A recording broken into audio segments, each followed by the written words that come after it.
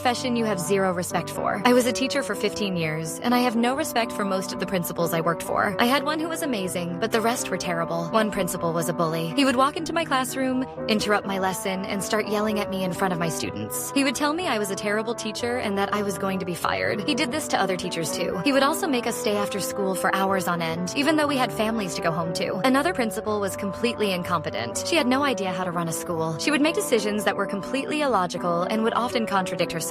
She would also play favorites with the teachers. If you were one of her favorites, you could do no wrong. But if you weren't, she would make your life a living hell. The worst principal I ever had was a liar. He would tell the teachers one thing and then tell the parents something completely different. He would also make promises that he never kept. He once promised the teachers that we would get a raise, but then he turned around and gave himself a raise instead. I could go on and on about the terrible principals I worked for, but the bottom line is that most of them were not fit to be in charge of a school. They were more interested in their own power and prestige than in the well-being of the students and teachers.